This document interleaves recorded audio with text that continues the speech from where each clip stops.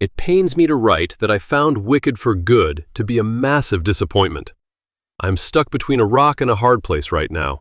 Because I root for cinema, I want films to do well, especially after October's putrid box office. But I cannot in good faith pretend that this is a quality film, and this comes from a person who liked the first movie. But simply put, Wicked and Wicked for Good should have been combined into one unforgettable feature film. Instead, the story, the performances, and ultimately both films are stretched far too thin. I do not believe Wicked for Good should contend for the Oscar for Best Picture. While you all know by now, I usually spend this part of the video detailing a story's plot. I don't feel compelled to discuss the plot here that much. Elphaba, played by Cynthia Erivo, has now been fully exiled as the Wicked Witch of the West and is being hunted down by Madame Morrible, played by Michelle Yeoh, and the Wizard, played by Jeff Goldblum. This is all while Glinda, played by Ariana Grande, fully steps into her role as Glinda the Good. One of my biggest issues with this film is the fact that it's nearly 2.5 hours long.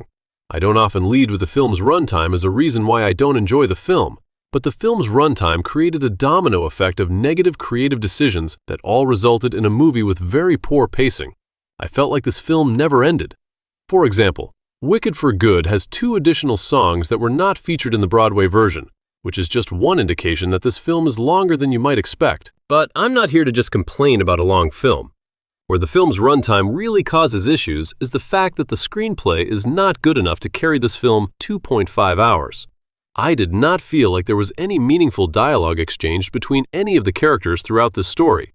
The point I'm trying to make is that the plot isn't thick enough to last 2.5 hours, and the screenplay is nowhere near strong enough to help push this movie forward. That's part of the reason why I actually preferred the musical numbers throughout this film to any sort of exchanges between characters.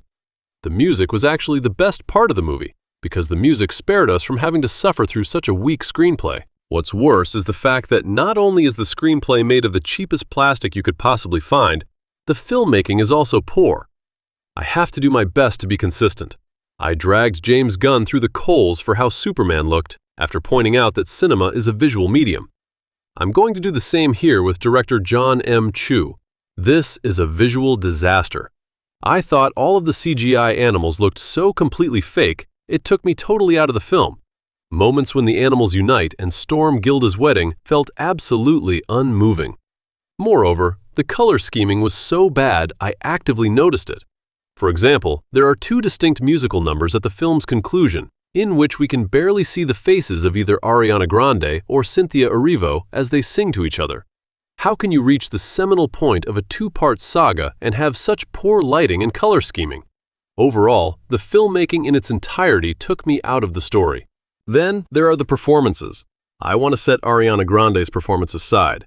I thought she was utterly fantastic and the best part of this film. But I do wonder why she would ever be considered for Best Supporting Actress here when she's in the film almost as much or more than Cynthia Erivo. Potential category fraud incoming. But Grande aside, I actually thought the performances here were also weak, which surprised me the most.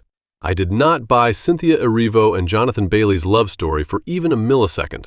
I didn't feel a shred of authentic chemistry between the two. In fact, their moments together felt borderline awkward in a way that was not deliberate. I also thought Michelle Yeoh gave an uncharacteristically poor performance, as did Jeff Goldblum. These are both excellent actors, Yeoh in category above Goldblum, who both added nothing to this movie.